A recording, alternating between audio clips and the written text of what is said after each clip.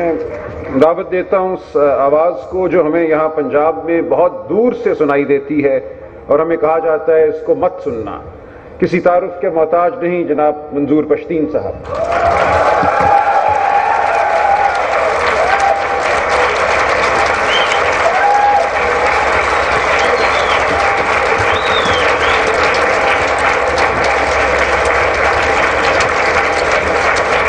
اور تھوڑا ٹائم دو. ہم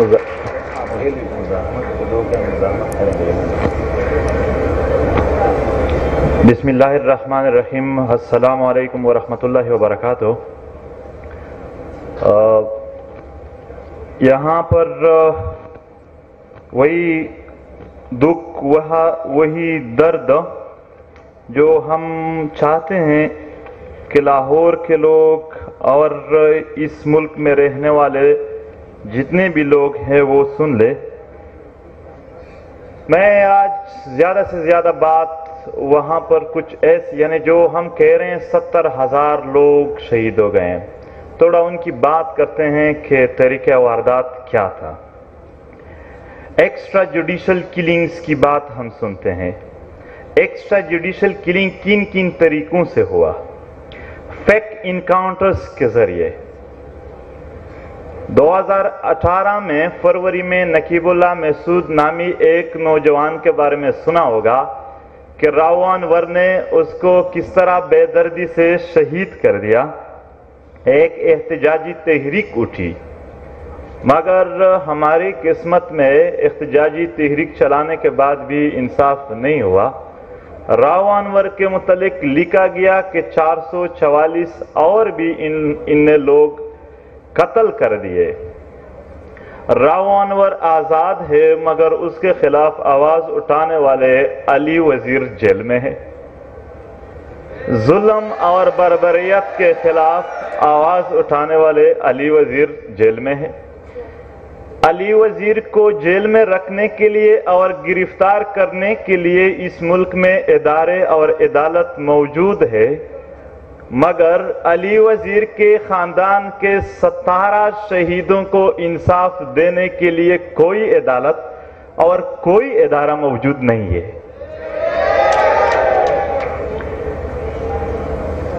فیک انکاؤنٹرز کا سلسلہ رکا نہیں ہے.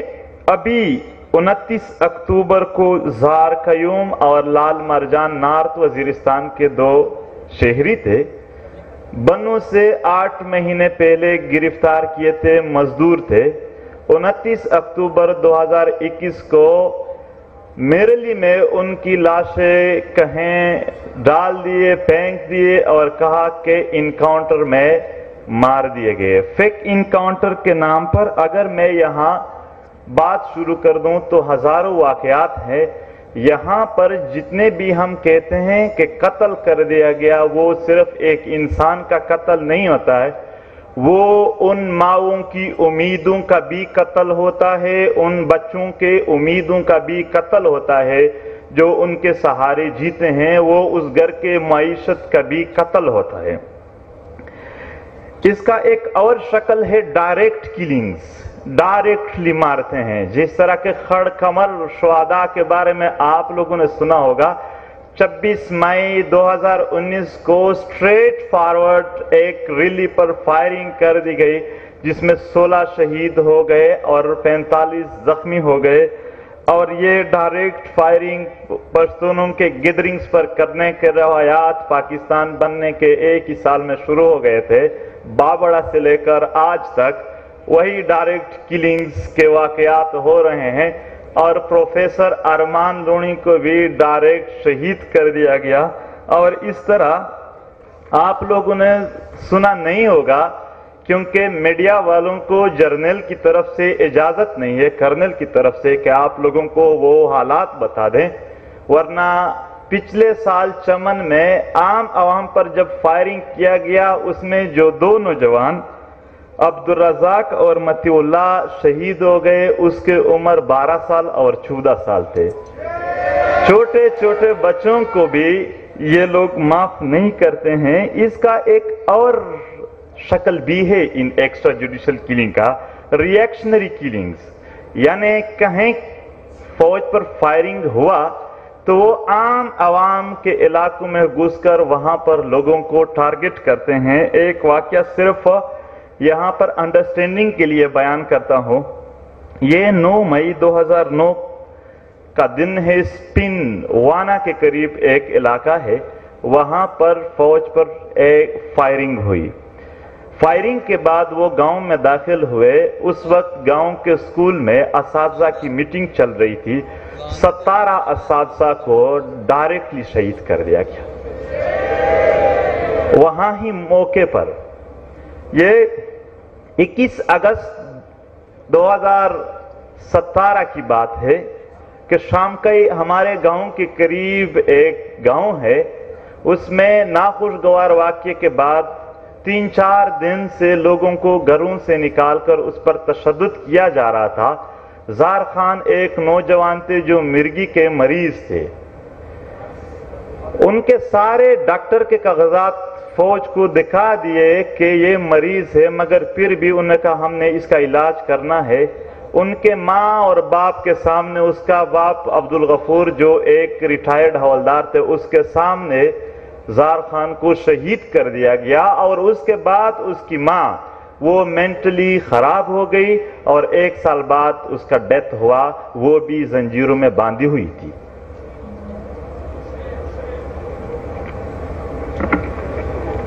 एक्स्ट्रा जुडिशियल किलिंग्स की एक और शक्ल है जो हमारे लोग भुगत रहे हैं, टॉर्चर सेल में किलिंग्स। यहाँ मेरे दोस्त बेटे हैं, उनके कजन थे मोहम्मद यूनुस, 2009 में लापता हो गए। 2018 में उसकी लाश मिल गई। उसका एक बच्चा था जो उसके लापता होने के 2 महीने बाद पैदा हुआ था। उन्होंने, यानी उसका अरमान था अपने वालिद को देखने का, मगर उसको लाश ही मिली। ये टॉर्चर सेल में जो लोगों को मारते हैं। जनवरी 2018 में पिनकई बहरवंद इलाके में नाखुशगवार वाक़े के बाद जब लोगों को अरेस्ट किया तो एक दिन गांव में ऐलान हुआ कि एक लाश पड़ी है कब्रिस्तान में, आप लोग उठा दें, इस गांव का है। उन्होंने वहां पर टॉर्चर सेल में खुदकुशी की। खुदकुशी कोई नहीं कर सकता है। सारे लोग भाग रहे थे, यानी बच्चे औरतें, कि अब किस घर का है। वो उसका नाम नुराइन था। दूसरे दिन एक और लाश वहां पे आया और आपको वहां कहते कि डायरेक्ट दफन करना है। एक बार तो तालिबान कह रहे थे कि 10 बजे तक दफन नहीं करना है।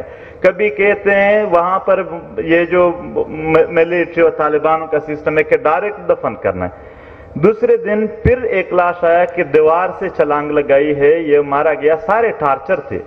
उसका नाम अमीरुल्लाह था और तीसरे दिन कयूम की थी खुदकुशी। लेकिन हर बार नाम नहीं बताते थे, बस लोग आ जाते थे गांव के, वहां पर पाया जाता कि किसका है, किसका अपना है। ये सिर्फ ये एक वाकयात नहीं है। अगर मैं बयान करना चाहूं तो ये जो 70,000 लोगों की मैंने बात की, ये सब इन जैसे वाकयात में है। इसके अलावा जेट बम्बार्स की बात करते हैं। सितंबर 2015 में ज़ियारत रे तहसील सरवकई का एक इलाका है, वहां पर बमबारी हुई। मैंने खुद वो हालात अपने आंखों से देखे। ये जितना भी बयान कर रहा हूं इनके बारे में चैलेंज देता हूं। अभी स्टाम्प पेपर लिखूंगा कि दुनिया के किसी भी रिसर्च वालों ने इसको गलत साबित कर दिया तो मुझे फांसी पर चढ़ा दिया जाए। सितंबर 2015 में ज़ियारत रे में बमबारी हुई। हम स्टूडेंट थे, वहां पर पहुंचे तो 4 ख़वातीन और 5 बच्चे मुकम्मल टुकड़े हुए थे। टुकड़े को इकट्ठा करके बोरियों में जनाजे पढ़ाए गए। उसकी सिर्फ एक ही बच्ची रह गई थी जो होश में आने के बाद बार बार अपने माँ का पूछ रही थी, मगर वहां कोई माँ नहीं थी। तो ये वो जबर है। लेकिन उसके बाद क्या हुआ? जबर ये नहीं था, इससे भी ज्यादा हुआ। पाकिस्तानी मीडिया पर वहां पर पटी चल रही थी कि पाक फिजाया की कामयाबियां जारी, ज़ियारत में 13 दहशतगर्द हलाक।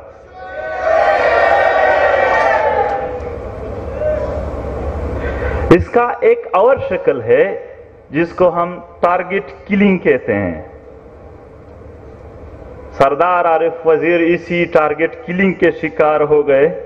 मलक रईस, बल्कि एक तो सिटिंग MNA थे मिराजुद्दीन, उसका भी आज तक कोई पता नहीं है। नूर इस्लाम दौड़ अभी पिछले 2 महीनों में वो भी टारगेट किलिंग में शहीद हो गए। फिरोज शाह स्वात में, शाह फैसल दिर में, मतलब सिर्फ नॉर्थ वजीरिस्तान में 2 सालों में 418 घर टारगेट किलिंग में गुजर गए हैं।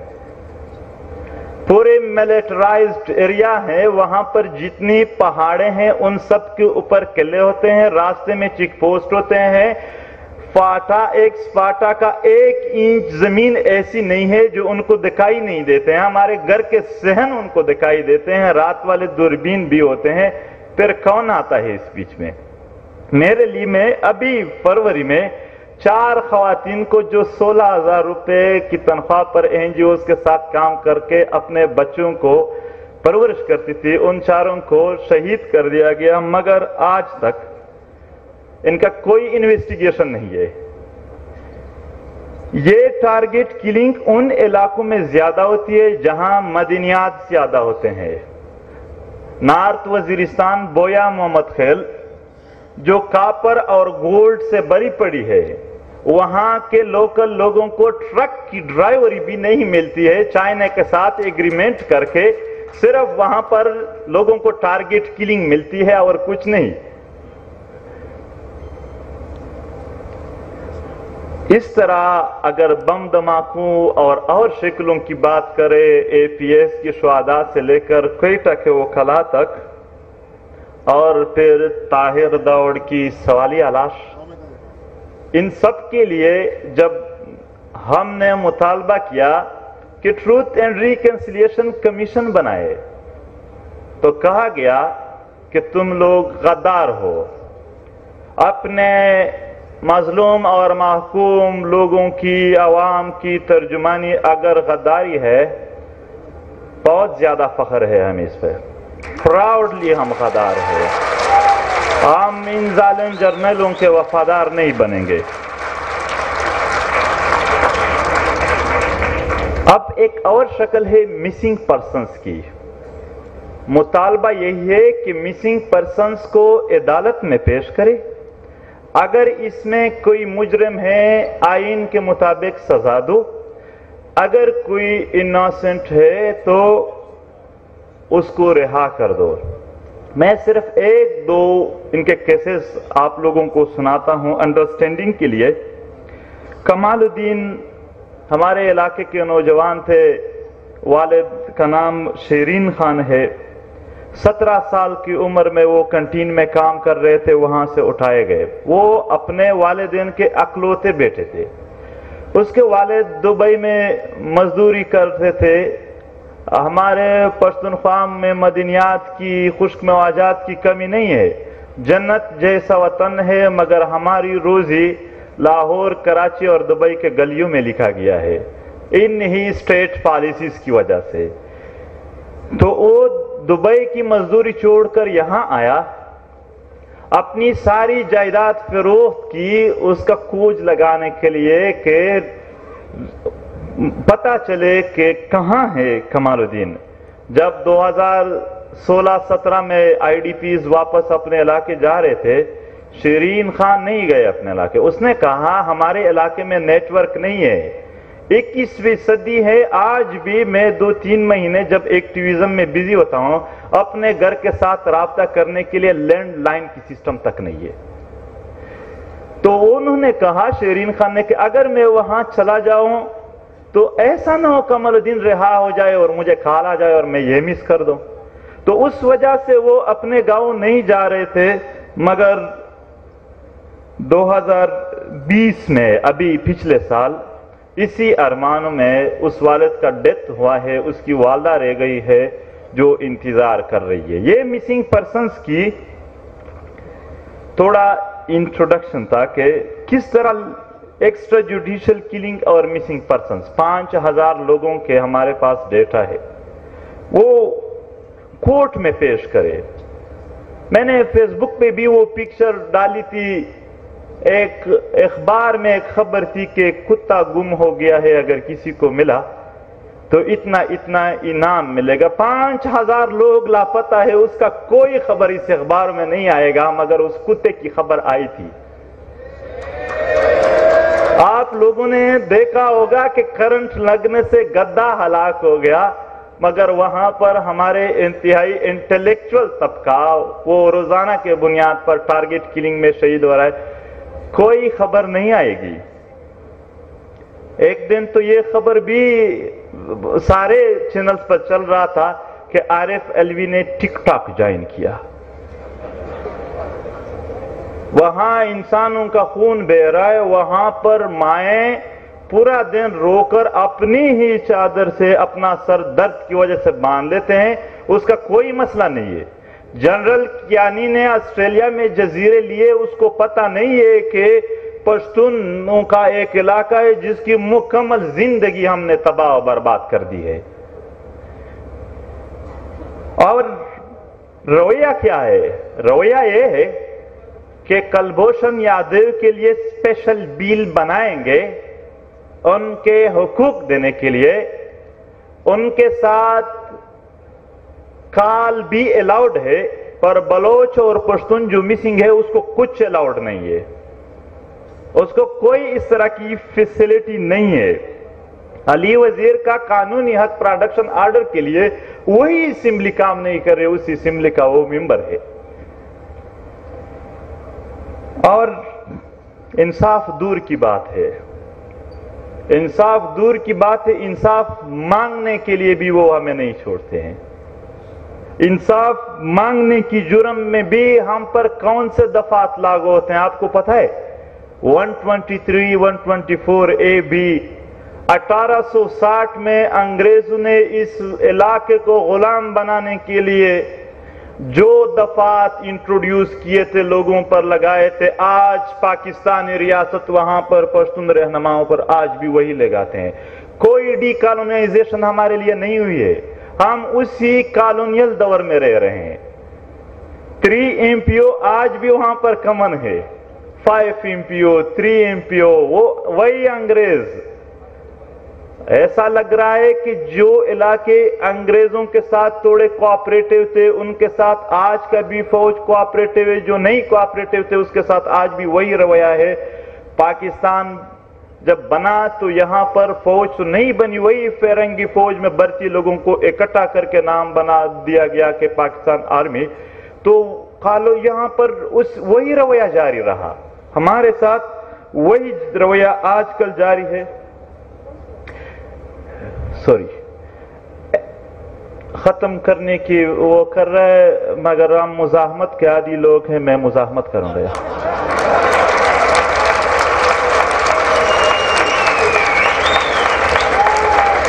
Action in aid of civil power یہاں ذکر کیا گیا, کسی نے پڑھا ہے؟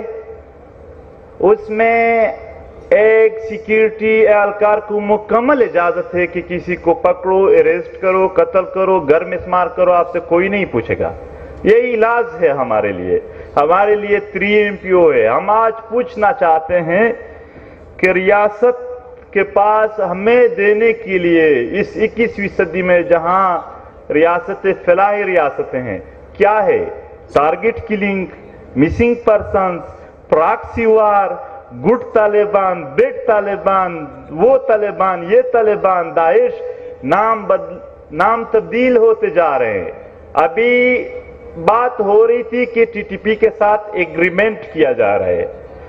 ایگریمنٹ میں 1 مہینے کی سیز فائر کا اعلان پورا نہیں کیا گیا تھا کہ باجوڑ میں واقعہ ہوا اور بات آئی کہ داعش نے قبول کی.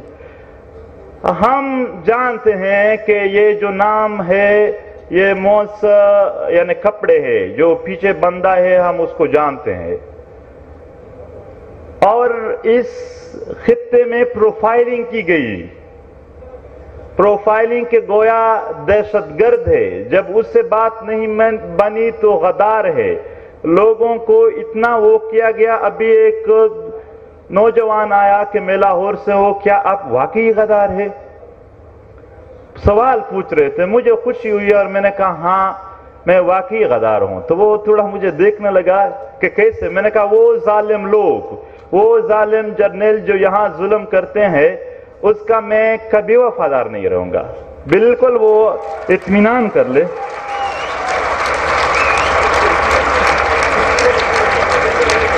کافی سارے مسائل ہیں یہاں پر. اگر میں سارے مسائل چیڑ دوں تو شاید ٹائم گھنٹوں میں بھی وہ کور نہیں ہو جائیں گے.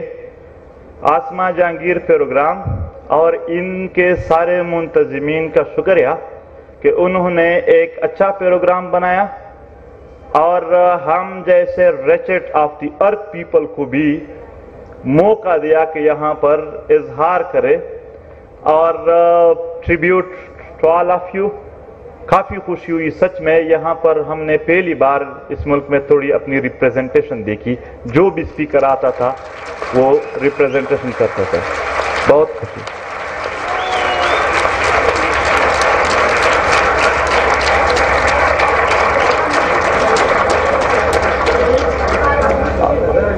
ہزارہ مسنگ پرسنز یا extra judicial killing, Baloch missing persons یا ایکسٹرا جوڈیشل کلنگ, یا اس طرح سندھ میں اور دیگر علاقوں میں. یہ میں نے جو خاکہ پیش کیا وہ صرف بتانے کے لیے کہ جو ہزاروں لوگ شہید اور مسنگ پرسنز ہو رہے ہیں ان کے گھروں کا, ان کے فیملیز کا کیا حال ہوتا ہے اور یہ سین کیا ہے. یہ سب کی ریپریزنٹیشن ہے. یہ یہاں پر صرف ایک علاقے کی نہیں, اس خطے میں مظلوم اقوام کی ریپریزنٹیشن ہے. اور جب بھی ضرورت پڑی ہم سارے مظلوموں کے ساتھ ہوں گے. بہت بہت شکریہ.